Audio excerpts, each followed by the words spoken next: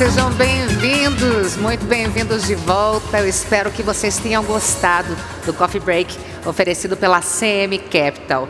Nós vamos apresentar agora um estudo inédito que traça cenários e propostas para estimular a indústria de gestão de investimentos. E para falar sobre esse tema, nós vamos receber agora 4 convidados. Carlos André, vice-presidente da Ambima e diretor-presidente da BBDTVM, José Carlos Doerti, superintendente-geral da Ambima, Pedro Rude, sócio fundador da Leblon Equity, e Ricardo Almeida, diretor-superintendente da Bradesco Asset Management. Vocês podem enviar perguntas, eu lembro, aos palestrantes pelo aplicativo do evento, ok? Até já!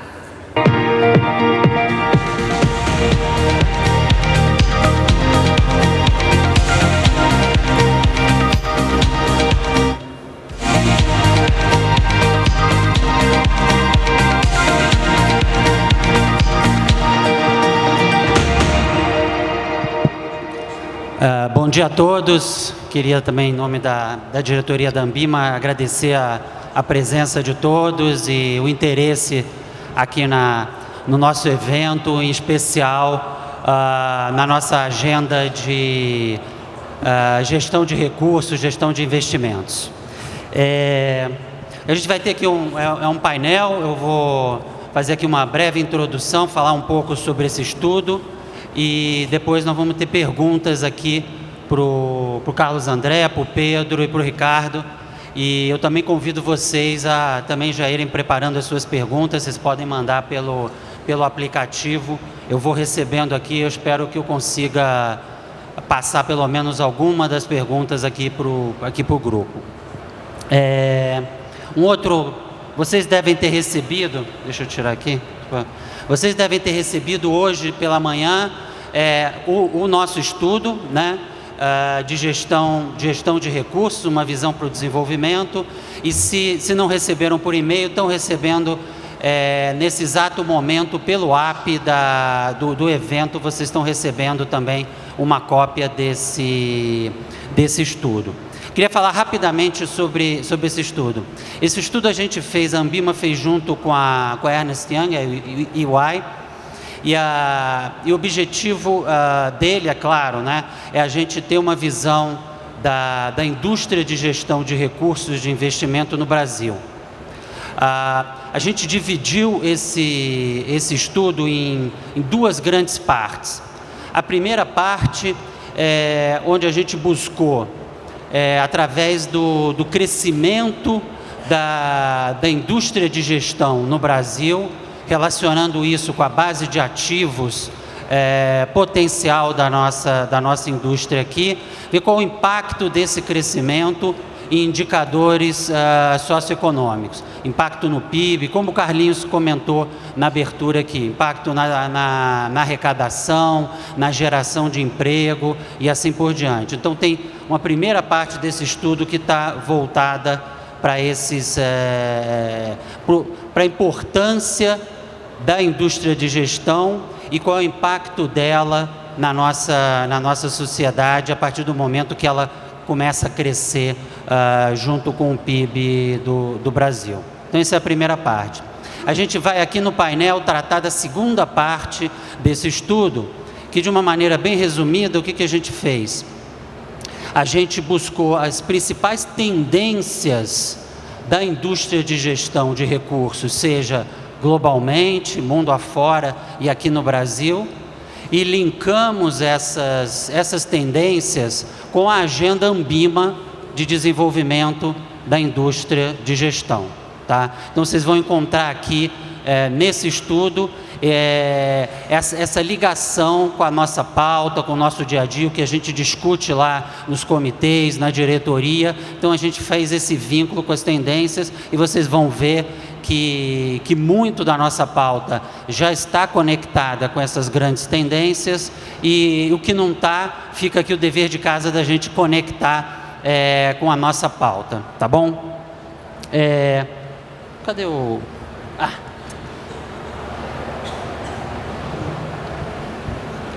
Falando então um pouco sobre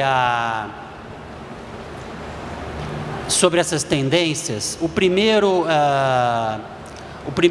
achado que a gente tem, quer dizer, que também não é nenhuma novidade, mas qual é o pano de fundo que hoje, né, percorre essas tendências que a gente vai apresentar aqui. Algo que todos nós sabemos, que é um ambiente macroeconômico de baixas taxas de juros, né? Acho que isso está nos Estados Unidos, isso está bem forte, aqui no Brasil também, recentemente, mas também na Europa também, você também tem um ambiente de taxas de juros baixas e na Ásia também. Então isso é o pano de fundo que percorre a indústria de gestão de recursos hoje, mundo afora e aqui no Brasil também. A gente também, como o Carlinhos comentou aqui no discurso dele de abertura, a gente observou nesse estudo 5 grandes tendências. Vou falar aqui, hoje a gente vai concentrar em 3 dessas tendências e amanhã tem um outro painel para tratar das outras 2 tendências. Hoje a gente vai falar um pouco aqui da questão de migração. Com todo esse ambiente de taxa de juros baixa, você tem aí uma tendência ou um desafio de migrar os ativos para o maior valor agregado e também a questão da internacionalização. A segunda tendência que a gente observou, é a questão do protagonismo dos investidores, né? Cada vez mais a decisão de investimento está na mão do investidor. O investidor, ou ele está tomando essa frente, ou naturalmente isso está acontecendo. Isso implica, a gente vai ver, vamos conversar um pouquinho aqui sobre isso, em mais informações, transparência, aconselhamento e assim por diante. E uma terceira tendência que a gente vai abordar aqui hoje, que é o relacionamento mais independente desse investidor, mais autônomo desse investidor, e o relacionamento digital que vocês viram aqui na palestra anterior. Isso é algo que não é nenhuma tendência, isso já está acontecendo, né? E daqui para frente, cada vez mais o relacionamento vai ser digital. As outras 2 tendências que a gente vai abordar amanhã, num outro painel, é o que a gente está chamando aí do Suitability 2.0, que é que o Suitability não seja só usado como marco regulatório, como um movimento regulatório. Ele possa ser também usado pela indústria para obter mais informações dos investidores e você poder oferecer mais produtos e diferentes produtos para os investidores. E a última tendência que a gente localizou é a questão de inovação e tecnologia. Vocês viram também na palestra anterior como a inovação e a tecnologia pode ajudar, principalmente na questão de redução de custos, seja os custos operacionais da gestão e seja mesmo nos custos de observância de legislação e de autorregulação. Então essas são as 5 grandes tendências. Pulando aqui para a primeira tendência, para a gente já começar as perguntas. Esse estudo, a gente fez uma estimativa, e aí a base, pelo menos, dessa primeira tendência, vocês vão ver lá com uma base de ativos no Brasil, em torno de 10 trilhões de reais, sendo que desses 10 trilhões, cerca de 45% hoje são administrados pela indústria de fundos. A gente detecta que um crescimento dessa base de ativos e a pressão de taxas de juros mais baixa, o estudo apresenta que num período aí de 10 a 12 anos mais ou menos, você tem uma grande transformação nessa carteira de gestão de recursos. Alguns movimentos aí óbvios que vocês podem ver: diminuição da participação dos títulos públicos, aumento na participação de ações, debêntures e assim por diante. Então isso é um pouco a base estatística dessa primeira tendência, tá?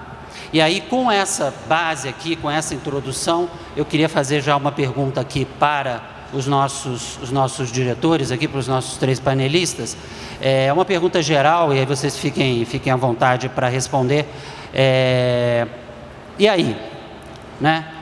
Com essa perspectiva aqui, como fica, a gente tem hoje uma indústria de fundos que, em vários discursos aqui, viu, uma indústria de fundos potente, bem regulada, 10ª maior do mundo, com uma participação grande nessa carteira. Qual é a visão de vocês, qual é a perspectiva de vocês, como a indústria de fundo vai se encaixar nessa transformação da carteira de ativos? Vai crescer organicamente? Vamos ter outros produtos? Qual é a visão de vocês em relação a isso? Por favor, Ricardo. Eu começo? Pode ser. Tá bom. Bom, primeiro eu queria agradecer o convite, agradecer ao Carlinhos, a honra, que é uma honra e um prazer estar aqui. Queria também pedir desculpa pela minha voz, mas eu, como aprendi na palestra passada, a energia solar cai cada 30 minutos, cai o preço pela metade, a minha voz, quando você pega uma gripe, cai metade da minha voz também, a cada 30 segundos eu perco, capaz no final do painel já não conseguir falar nada. Mas vamos lá. Assim, eu acho, a gente tinha aqui no Brasil um instrumento muito interessante de investimento, que é o CDI bastante alto, né? Que você tinha um instrumento onde você tem um retorno nominal muito alto, um retorno real muito alto, zero de volatilidade e liquidez diária. Então, acho que o primeiro slide que o Zeca mostrou ali, né? Essa queda das taxas de juros obriga a todos nós, todos os investidores que querem manter o mesmo nível de rentabilidade ou de juros reais próximos aos anteriores, a você buscar uma diversificação de ativos. Eu acho que isso é um processo natural, saudável, vai continuar. Então, acho que talvez o grande desafio aqui da Ambima, e um pouco do que a gente deve discutir nesse painel, quando a gente fala da gestão de recursos, qual o papel de cada ator dentro desse universo, dessa transição de um instrumento dominante, uma estratégia de investimento dominante para uma estratégia de investimento. Qual vai ser a estratégia de investimento dominante? Na minha opinião, é a diversificação. Você vai ter que buscar uma diversificação de ativos que te permita, no horizonte mais longo, né? Então você vai ter que buscar, para ter o mesmo tipo de retorno, ativos de duration mais longo. Então, no caso, você pega o caso dos Estados Unidos, os dois ativos mais importantes na poupança de qualquer pessoa são casa, né, um ativo de duration muito longa, e ações. Então, supostamente, apesar do que a gente viu também na palestra passada, que as empresas somem muito mais rápido do que a gente pensa, na teoria também é um ativo de duration quase infinito. Então, acho que o grande papel aqui vai ser, e aí acho que um pouco do que a gente vai tocar, rapidamente para não me estender muito, na migração, no protagonismo, qual é o papel aqui da Ambima, esse universo de diversificação, e eu acho que a gente vai ter aí uma concepção de gestão ampliada. Acho que a gestão tradicional, que é o que as empresas aqui representadas fazem, né, do dever fiduciário, de algum cotista dar os seus recursos para a gente, e a gente tem que remunerar esses recursos da melhor maneira, da maneira combinada com o cliente dentro de um mandato determinado da melhor maneira possível. Você passa a ter um protagonismo maior, uma migração maior.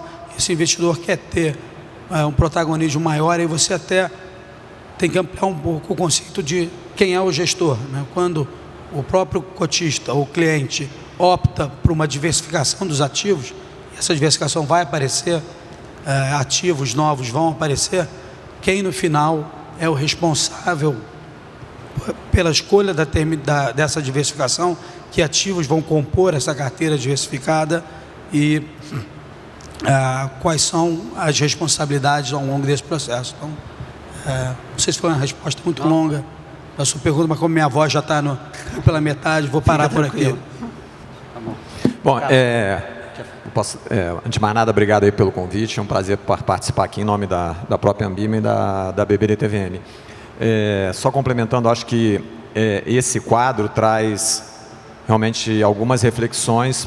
Eu acho que a primeira coisa que vem na minha cabeça é o quanto que a indústria de fundos de investimento, ou na verdade o mercado brasileiro, vai oferecer do que a gente chama aí de termo em inglês de capacity, né, de capacidade de absorver esses recursos, né, e eu acho que a dinâmica de mercado ela tem sido bastante diferente do que nós costumávamos ter há 5, 10 anos atrás. Então, esse é um ponto que merece uma reflexão bastante importante, porque o fluxo de recursos, por conta do que você colocou antes, Zeca, da mudança da estrutura macroeconômica com juros mais baixos, nós já tivemos uma experiência aí, acho que no ano passado, desde 2017, com um fluxo de recursos bastante representativo para classes de fundos que tradicionalmente recebiam menos recursos em termos relativos do que a renda fixa tradicional. E aí eu acho que vários gestores, em algumas estratégias, se viram limitados na sua capacidade de continuar absorvendo esses recursos, e outra, né, tendo que prestar bastante atenção em questões relacionadas a gerenciamento de risco, risco de liquidez. Foram, inclusive, eu acho que a gente percebeu aí uma procura maior por alocações em outros mercados, né, em outras estratégias, exatamente para tentar, de alguma forma, contornar as restrições que se impõem com essa mudança da dinâmica, né, de busca de retorno por parte dos investidores. Então, na medida em que nós, na associação, sejamos bem-sucedidos, eu acho, de endereçar algumas questões da nossa agenda, como questões relacionadas à comunicação com investidores, protagonismo do investidor, novos instrumentos de investimento, é provável que esse fluxo se intensifique, inclusive, na medida também, óbvio, que as condições macroeconômicas do país caminhem na direção que todos nós desejamos que caminhem. Então, eu acho que a principal reflexão aqui é excelente, parece que estamos caminhando aí pelas projeções no cenário base para um mix de produtos de investimento que fazem talvez mais sentido para um horizonte temporal de médio e longo prazo, para os objetivos que a gente procura mostrar para os clientes que eles devem perseguir, mas uma reflexão importante de como a indústria vai reagir e vai lidar com esses desafios relacionados à matéria-prima, que no final das contas são os ativos, e da sua capacidade de gerenciar bem os riscos relacionados nesse novo ambiente. Obrigado, Carlos. Pedro, deixa eu só acrescentar a tua pergunta. Dois tópicos que a gente vem discutindo bastante lá na Ambima, e aí se você pudesse acrescentar na tua resposta. Um é a questão da internacionalização, né, nesse contexto. Né? É mandatório a busca por ativos internacionais ou não? Vamos esperar? Queria ouvir um pouco isso. E se você também pudesse explorar um outro assunto que a gente colocou na nossa agenda recentemente e que está muito conectado com essa diversificação da base de ativos, que é a questão de... É um instrumento fundo que vai carregar esse futuro, ou a gente pode explorar um outro tipo de produto, um outro tipo de veículo para carregar essa carteira? Tá bom. Bom dia, obrigado pelo convite, Zeca, Carlinhos. Eu acho que é muito poderoso esse primeiro slide que o Zeca mostrou em relação à taxa de juros. Tem um impacto muito relevante em como as pessoas, as empresas se comportam, e a gente, como país, acho que nunca vivenciou por um período prolongado essa situação. E eu acho que isso já está tendo os efeitos bastante fortes e a tendência é que continue. E aí, na minha visão, a decisão de investimento vai se tornar cada vez mais complexa na medida em que vai caminhando para uma alocação.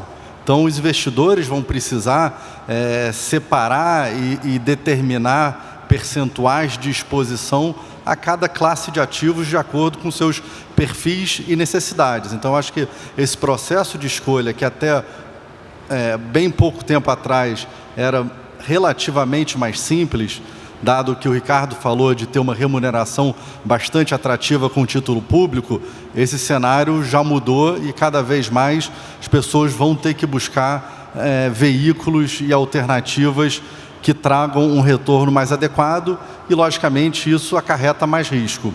E, respondendo diretamente à sua pergunta, eu acho que a internacionalização, sem sombra de dúvidas, é uma tendência e uma necessidade. Quando a gente pensa que em outros mercados você consegue encontrar ativos ou até exposição a setores que hoje não são representados ou não tem emissores aqui no Brasil, sem sombra de dúvida, para um investidor, quando ele pensa em alocação de patrimônio, ir para o exterior é uma necessidade e cada vez mais a gente vai ver isso acontecendo. Então, é preciso se pensar em simplificações, em flexibilização de limites, porque se o que a gente estiver esperando de migração de renda fixa para renda variável e outros tipos de ativos aconteça, e a gente não tenha a mesma velocidade pelo lado dos emissores, que seriam as ofertas, obrigatoriamente os gestores vão cada vez mais acelerar essa migração. Em relação também a quando a gente compara a estrutura atual que a gente tem de fundos, que são condomínios, com as estruturas que a gente encontra Estados Unidos, Luxemburgo, Cayman e outras jurisdições onde o ambiente de negócios parece ser mais desenvolvido em relação a fundos, diversos aspectos nos chamam a atenção e que a gente deveria estar refletindo em até que ponto que a gente não poderia adotar muito do que já existe no mundo. Então, eu acho que teria impactos muito relevantes, tanto do ponto de vista do investidor, relação à limitação de responsabilidade, segurança jurídica, pelo ponto dos prestadores de serviço, dado que hoje existe uma confusão e uma certa simbiose de solidariedade, então o fundo, o administrador acaba respondendo bastante pelas ações de outros prestadores de serviço. Isso acabou fazendo com que a nossa indústria tivesse alguns problemas no passado.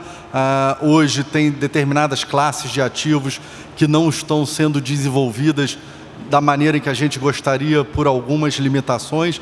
Então, respondendo a sua pergunta, acho sim, a gente tem que pensar em como aperfeiçoar esse arcabouço que a gente tem. É claro que com a preocupação de não trazer impacto para o que já funciona. Então, acho que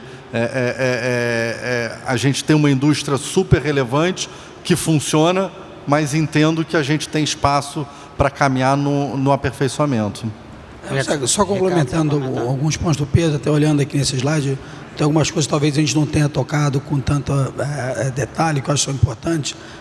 A questão da isonomia entre os produtos de investimento, né? Senão você cria, por questões que sejam tributárias, uma certa predileção por uma classe de ativo, e você tem uma migração muito grande que cria os efeitos que o Carlos André falou de capacity, de etc., você acaba distorcendo, né, o que seria a demanda e oferta natural de você ter uma carteira de produtos ou ativos diversificado. Eu acho a questão da insegurança jurídica que o Pedro mencionou, que também é importantíssima.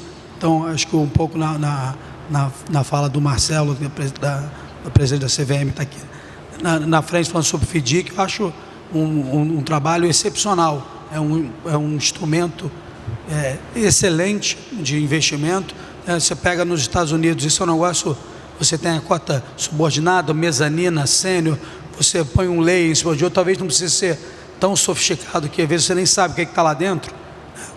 E acho que a gente também tem que achar, acho que o grande desafio talvez da indústria, talvez financeira como um todo, não só da gestão de fundos, é achar o equilíbrio nessa migração para você não entender exatamente onde estão as responsabilidades, para você poder estimular a criação de novos produtos. Não precisa ser nem de um lado onde quem está emitindo um produto novo não tem responsabilidade nenhuma e toda a responsabilidade está do lado do comprador, né, o famoso buyer beware. Então, você comprou, o problema é seu. nem toda a responsabilidade. Acho que o Pedro estava indo nessa linha, do lado do emissor, onde o comprador também é quase... não tem limitação alguma sobre a sua noção de risco, né? Tem um produto, ele fala, não me falaram que era assim, eu achei que tinha um risco, não estudei direito, fui lá e comprei, e aí a limitação fica toda do outro lado, que é o que é ruim para a indústria, né? Você tem um entrave. Acho que o grande trabalho da Ambima aqui vai ser como trabalhar essa migração, porque vai ter novos produtos sendo criados. Se o país crescer, você vai ter uma demanda de criação de poupança, uma demanda por produtos de longo prazo para você poupar. Mas acho que esses quesitos são importantes: autonomia, segurança jurídica e que tipo de investimento e aonde caem as responsabilidades nesse processo. Obrigado, cara. Estão chegando aqui algumas perguntas sobre investidor, ou relacionadas com o investidor. Eu vou deixar agora para esse segundo bloco, tá? Para a gente está, obviamente, como sempre, com uma questão de tempo, então eu vou tentar correr aqui um pouco, tá? Nós temos aqui outras duas, como eu apresentei, outras duas grandes tendências. Eu vou juntar elas aqui e vou abrir para perguntas e para o debate, tá? A segunda tendência que a gente detectou, observou, e na verdade, como eu falei aqui, já está acontecendo, a gente já está vivendo isso, né? É o protagonismo do investidor, né? E aí detectamos aqui dois grandes desafios, né? Como é que a gente precisa melhorar a comunicação com o investidor. Também, novamente, a gente já vem trabalhando muito isso, mas isso é sempre uma demanda constante, né? E também detectamos aqui como engajar o mercado em investimentos com propósito. Isso tem sido detectado, um posicionamento dos investidores mais interessados nisso, mundo afora. Aqui no Brasil ainda está engateando um pouco, mas a gente acredita que isso vai acelerar daqui para frente. E ainda no eixo do investidor como protagonista, a questão do relacionamento mais independente, mais autônomo dele, tomando suas decisões, e todo esse mundo digital que a gente está vivendo, né? Isso traz, no mínimo, claro, tem vários outros desafios, mas a gente detectou aqui dois grandes desafios, né? Melhor definir a responsabilidade dos agentes que se relacionam com o cliente, e como alinhar as preferências do investidor nesses canais. A gente, em estudos também na Ambima, a gente vê que o investidor, por mais digital que ele tenha se tornado, ele ainda também tem a necessidade do aconselhamento pessoal, de sentar ali na frente do consultor, do gerente da agência, e como é que fica esse relacionamento, né? Então também são desafios que a gente detectou dentro dessas tendências. Então eu queria, apresentado aqui, vou voltar, deixa eu ver se eu consigo voltar. Não consegui. Vou deixar aqui. Deixar nessa tendência aqui, eu queria colocar para vocês, começar aqui com o Carlos André, do papel da Ambima e da indústria na comunicação com o investidor. Acho que, Carlos André, você podia elaborar um pouco o que a gente vem fazendo e que, na sua visão, a gente ainda precisa aprofundar e fazer mais. Tá bom. Bom, esse é um tópico que, dentro da associação, nós temos dedicado uma atenção muito grande.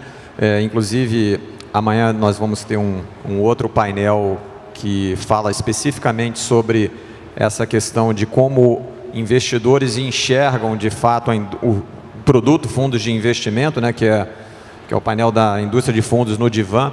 E eu acho que uma das constatações mais assim, contundentes e mais chocantes é que, na prática, o investidor em geral, o público em geral, não conhece fundo de investimento, né?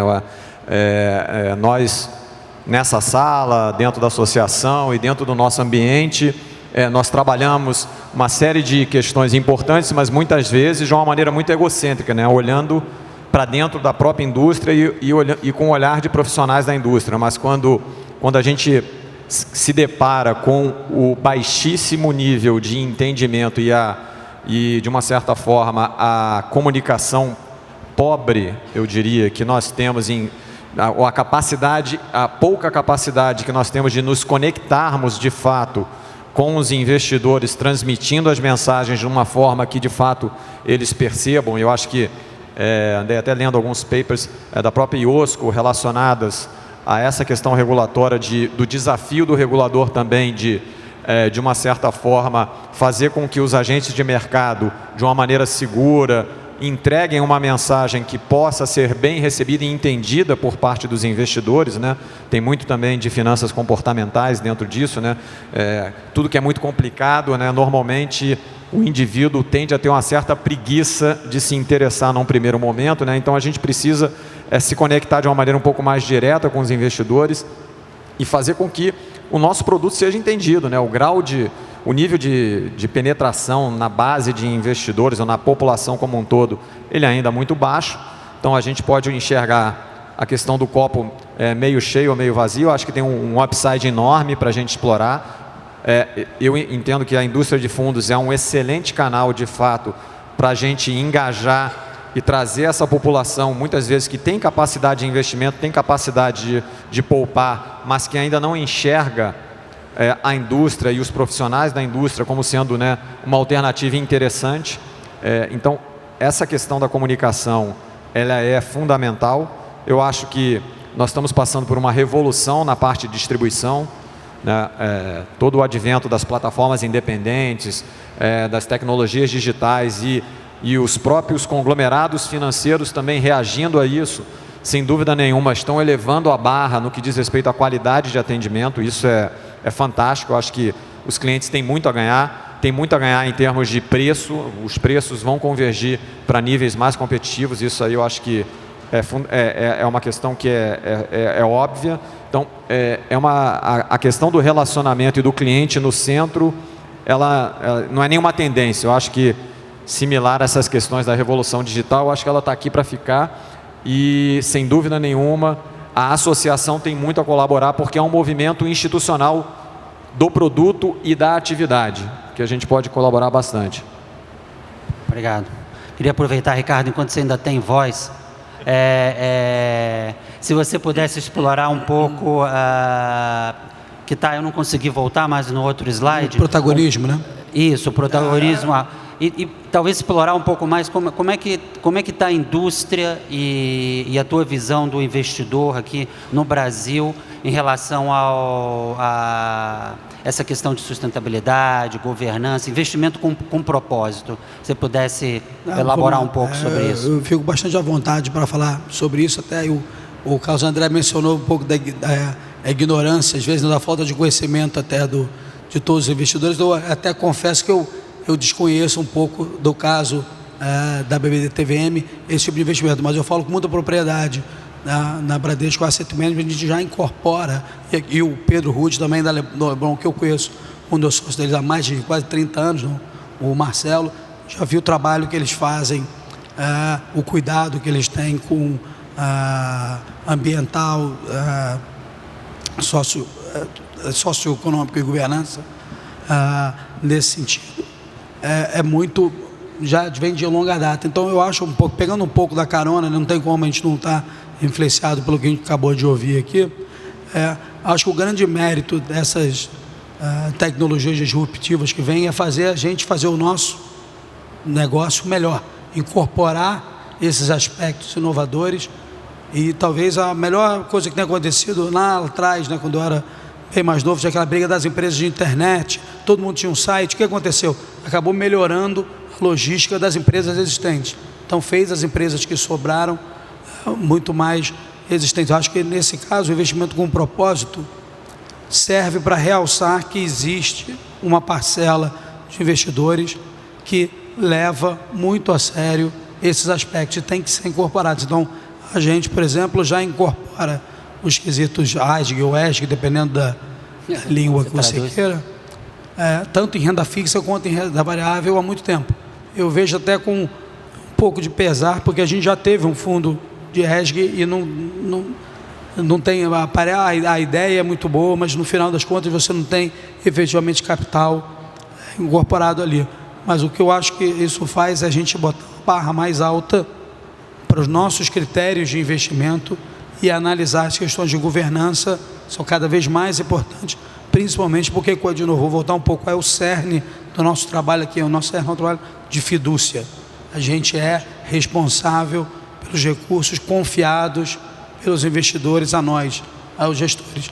Então, eu acho que, juntando um pouco, né, o protagonismo, nesse caso com o que eu tinha falado antes, eu acho que a mesma fidúcia que é confiada a todos os gestores, que tem que fazer curso, tem que ser aprovado, tem que ser registrado na CVM, tem uma regulamentação enorme, certificação da Anbima, deveria ser aplicado para todos os atores nesse novo cenário de migração e protagonismo do investidor. Então, o mesmo dever de fidúcia e regulamentação que você tem com o gestor, você tem que ter com todo mundo também, com o advisor, todo mundo que está prestando esse serviço. Então, eu acho que essas tecnologias disruptivas que chegam nos canais de distribuição, aí acho que é uma questão muito mais de distribuição do que de gestão. Acho que a gestão é muito bem regulada, corretamente, e tem que ser dado o papel fiduciário que a gente presta, tem que ser estendido a toda a cadeia. E aí acho que o trabalho da Anbima aqui é trabalhar com essas tecnologias que chegam supostamente para disruptivas dentro da indústria, a gente pegar e incorporar esses quesitos do mesmo jeito que a gente incorpora os quesitos ESG na nossa análise para a regulamentação e para melhorar o mercado de capitais. A isonomia que a gente busca nos produtos também na relação fiduciária com o investidor. Muito bom. Eu vou botar uma pergunta aqui. Pedro, se você quiser comentar também aqui um pouco, é a pergunta do Alessandro Carvalho. Como trabalhar para minimizar a falta de cultura do investidor brasileiro no que tange ao pensamento de longo prazo? Como as gestoras estão inovando no trato desse assunto e evitando eventuais perdas de clientes? Achei boa. Assim. Acho que é um desafio super presente. Imaginem vocês que, no caso das gestoras independentes, sempre o maior desafio foi distribuição e capilaridade. No momento em que você tem a inserção das plataformas digitais, esse ambiente todo muda e os gestores começam a se relacionar com uma quantidade de cotistas e investidores muito maior e não necessariamente eles têm a mesma profundidade e conhecimento do que o público que até então a gente se relacionava. Então, acho que o primeiro desafio é entender essa alteração, que é sair de uma coisa muito mais do atacado para o varejo. E isso traz consigo novas maneiras de você se comunicar, pouco do que o Carlos estava falando, de tentar encontrar uma linguagem mais acessível, mais fácil e mais direta, e até de certo ponto educacional, porque não é da nossa cultura, ou pelo menos ainda não é, das pessoas terem instruções financeiras desde criança. E todo o nosso ambiente macro também nunca nos forçou a isso, né? Então, as pessoas não precisavam ter grande conhecimento para fazer a escolha dos investimentos, até porque, de novo, renda fixa sempre resolveu muito, muito bem isso. Então, eu acho que nesse novo ambiente, transparência, proximidade com o cliente é essencial. E aí a proximidade também, o conceito muda completamente. Proximidade é você ter um canal aberto, você utilizar as mídias e canais digitais hoje acessíveis e muito baratos para você ter essa proximidade. Então, acho que é uma visão e uma postura bastante diferente do que a gente estava acostumado até bem pouco tempo atrás. Obrigado, Pedro. Tem aqui uma pergunta aqui também, acho que pode Acho que vocês três podem elaborar um pouco, né? Nesse mundo mais sofisticado, o desafio do investidor não será mais escolher entre um produto ou outro, mas sim qual é o conjunto de ativos, qual carteira que ele precisa para se preparar para os diversos desafios que terá ao longo da vida, né? A gente está falando aí de longo prazo, né? Será um desafio de alocação, não mais apenas escolher entre um produto ou outro. Quais são as possíveis soluções para ajudar os investidores nesse processo, né? Diversificação, adaptação, a transparência das informações. Vocês podiam elaborar um pouco? Eu acho que é um ponto bem pertinente. Da forma que eu enxergo, muito provavelmente, até com esse processo de proliferação de plataformas independentes e de abertura de arquitetura por parte de praticamente todas as instituições financeiras, também todos os bancos, né, na sua distribuição de produtos, eu acho que produto, provavelmente, num futuro bem próximo, não vai ser diferencial, né, porque todos praticamente terão acesso a todos os produtos que existem no mercado. Então, sem dúvida nenhuma, a única e o principal ponto que vai ao encontro aqui dos nossos slides aqui de protagonismo do investidor e relacionamento, né, diferentes formas de relacionamento, sem dúvida nenhuma, além das questões, né, básicas com que a gente lida rotineiramente na nossa indústria, que são relacionadas a performance consistente, né, boa capacidade de gerenciamento de riscos, etc. Eu acho que, sem dúvida nenhuma, o que vai fazer a diferença vai ser o tipo de experiência e o tipo de relacionamento, o tipo de entrega que você consegue dar ao seu cliente do lado realmente da decisão e da experiência de investimento. Eu acho que esse vai ser o principal ponto de diferenciação. E aí, os atributos que o Pedro mencionou aqui, como transparência, né, responsabilidade fiduciária, né, entendimento dos objetivos do cliente, a capacidade de fato de montar uma alocação que faça sentido, uma boa comunicação para que o cliente perceba e entenda do que a gente está falando, né? E aí também, pegando o gancho aqui dos outros slides, né, um entendimento ou uma isonomia melhor em relação a tratamentos tributários, porque isso faz parte do nível de complexidade também que a gente acaba oferecendo para os clientes de uma certa forma, né? Diferentes tributações, diferentes formas de recolher imposto, isso acaba gerando também uma insegurança. Então, eu acho que nós participantes da indústria, vamos continuar desenvolvendo novos produtos. Eu acho que o alcance desses produtos ele vai ser cada vez maior, porque os diferentes canais vão estar à nossa disposição e aqueles que estão trabalhando na distribuição vão fazer a diferença, no meu ponto de vista. Obrigado. Eu acho que essa parte da questão do protagonismo do investidor, linkado, né, com essa parte do relacionamento digital, eu tenho aqui uma pergunta combinando um pouco, na verdade, duas perguntas, né? Que eu queria que vocês elaborassem um pouco e passassem aqui a opinião de vocês, né? A gente detecta hoje que tem um grande universo aí de pessoas falando sobre investimento, né? Você vai no YouTube, todo mundo fala de investimento, blogs e tudo. A gente vê isso como um trabalho importante, né? Mas qual é o limite disso aí, né? Qual o limite entre um trabalho importante que traz um benefício para a indústria, seja a indústria de gestão, seja a indústria de distribuição, né? Aqui nós estamos juntando as duas, né? E qual é o momento que você também começa a ter alguns problemas com essa disseminação de informação digital de uma forma talvez não controlada? Eu acho que eu posso começar aqui, passar para os colegas, mas eu acho que mais uma evidência de quanto que a gente tem que trabalhar melhor o lado da comunicação e do nosso relacionamento com os investidores, principalmente o público em geral, né?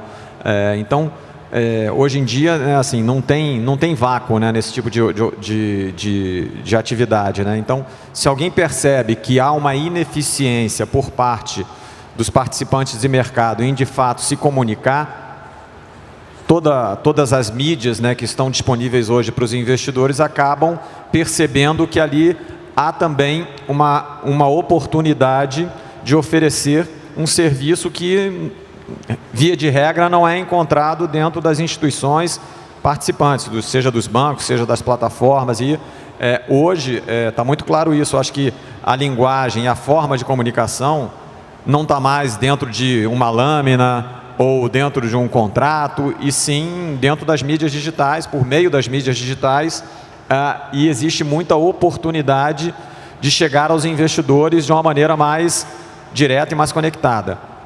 Oportunidade interessante. Por outro lado, ponto de alerta em relação a como que nós, na associação, reguladores, etc., de alguma forma também acompanham esse desenvolvimento e supervisionam, e inclusive supervisionar como, porque dado que esse tipo de atividade está meio à margem do que a gente encontra dentro da indústria regulada.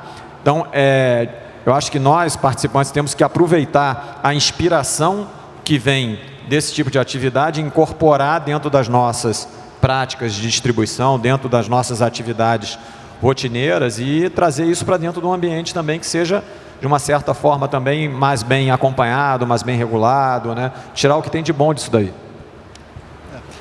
Eu acho, Zeca, também que a gente tem que ter muito claro que a gente está numa curva ainda de crescimento e aprendizado muito no início. Então, vão existir erros, vão existir excessos. A gente viu recentemente campanhas onde teve excesso, mas o lado positivo é que trouxe uma atenção bastante grande para um assunto que não é de entendimento universal. Então, eu acho que e é preciso também a gente dar espaço para que inovações aconteçam. Concordo com o Carlos que a gente precisa acompanhar, mas tendo a enxergar com bons olhos, porque no final do dia está trazendo educação e informação para um público até então que necessitava disso. Então, acho que é uma tendência bastante interessante que a gente tem que ficar acompanhando, incorporar e procurar ter padrões mínimos. Zeca, acho que eu também, sem querer me repetir mais um pouquinho na linha que eu já venho falando aqui, acho que o que me preocupa bastante e que acho que tem que ser um foco da Ambima é quando você reduz, né? Você reduz o custo de distribuição, ou de você oferecer, lançar um produto. Você passa de... Antigamente a gente tinha uma indústria de produtos, né? Como a gente olhou aqui, migração, protagonismo e relacionamento, você tem uma mudança no foco. Então você passa de uma indústria de produto para uma indústria de serviço. E é isso. E quando você tem um serviço, você tem um custo de distribuição muito baixo, você tem uma oferta muito grande, porque a barreira de entrada é baixíssima, o custo de distribuição é muito baixo, e você tem uma oferta gigantesca. Então, parece um pouco, só que ao mesmo tempo, a capacidade de escolha, dado o conhecimento, ela diminui, porque uma coisa é você escolher entre 3 opções, outra coisa é entre 50. Então, quem está te ajudando a escolher essas 50 opções de investimento, que sejam em ativos, que sejam em gestores, tem um dever a ser cumprido. E a gente tem, acho que é do ser humano, um pouco da memória seletiva, a gente só lembrar das coisas que a gente fez bem. E eu acho que, por mais que a gente tenha visto na palestra anterior, 1 milhão de empresas lançando agora, existe um winner take all, existe deve ser, a gente fica se comparando os gestores, né, os nossos peer groups, e todo mundo sabe que o peer group tem o survivorship bias, você só se compara com quem fica, e a mortalidade da indústria é muito grande. Nessa indústria de inovação, inovadora, a mortalidade é gigantesca. Fico pensando assim, meu filho, qual vai ser o emprego dele? Eu tenho tenho 3 filhos, não, o meu mais velho tem 14. Daqui a pouco ele vai estar entrando no mercado de trabalho. Na palestra passada, eu falei, bom, se ele ficar o dia inteiro em casa no computador, ele vai dizer que está trabalhando e eu vou achar que ele não está fazendo nada. Aí vai ficar 10 anos fazendo isso, pode ser que daqui a 10 anos ele consiga fazer alguma coisa, ou pode ser que ele tenha perdido 10 anos da vida dele. Então, o ponto que eu quero resumir é chegar aqui. Quando você tem uma gama muito grande, é fácil você usar critérios de memória seletiva e escolher, esse aqui deu certo, aquele ali não deu, vai nesse, vai naquele. Então, eu acho que a nossa função importantíssima é dar as linhas mestras de o que deveria ser a atividade de aconselhamento de serviço. Como é que a gente vai medir esse serviço? Qual deveria ser a regra, a isonomia, né? Como a gente tem mesmo isonomia de produtos, você deveria ter uma isonomia no serviço. Então, eu acho as discussões que a gente tem de selo Ambima, um selo temporário, selo permanente, quanto tempo depois de um fundo ser constituído, ele pode ser oferecido para cliente, baseado, tem uma performance, quais são as regras mínimas. Eu acho que isso aí é crucial, a gente ter as regras do jogo muito claras, porque quando você baixa a barreira de entrada, tem muito entrante, fica difícil para a pessoa, nesse que está migrando, quer ter protagonista e quer melhorar o relacionamento com custo de distribuição muito baixo, você acabar fazendo escolhas que não são escolhas subótimas, eu diria. Então, acho que sempre lembrando do papel fiduciário que a indústria financeira tem. Bom, obrigado, Ricardo. Bom, nós estamos terminando aqui. Eu queria fazer uma última pergunta para vocês responderem numa frase só, numa palavra só. Estou brincando. A gente olhou essas 3 tendências aqui, onde a gente junta a questão da gestão com a da distribuição, né? Nessas duas grandes indústrias que estão por trás do investimento, né? Na visão de vocês, e aí realmente que a gente já estourou o tempo aqui, qual é a prioridade que a Ambima, a indústria que a gente representa, deve focar daqui para frente, dado todo esse contexto, dado todas essas tendências? Na visão de vocês, qual é a palavra-chave, qual é a prioridade do nosso trabalho daqui para frente? Se eu puder começar, inovação e transparência. Eu acho que fomentar e acompanhar a inovação e sempre ter a busca incessante por transparência, que no final do dia vai ajudar o cliente a tomar a melhor decisão.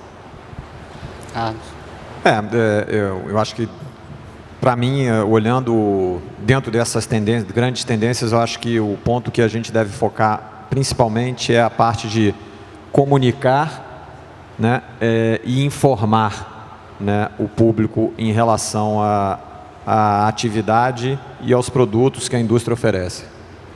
Ricardo? Você já... Agora acabou de vez, né? Não, eu acho excepcional esse painel, porque vão ser 3 coisas completamente diferentes aqui. Eu acho que isso é que faz uma grande associação. Eu acho que o objetivo da criação da Ambima foi a autorregulação. Acho que é isso que a gente tem que fazer.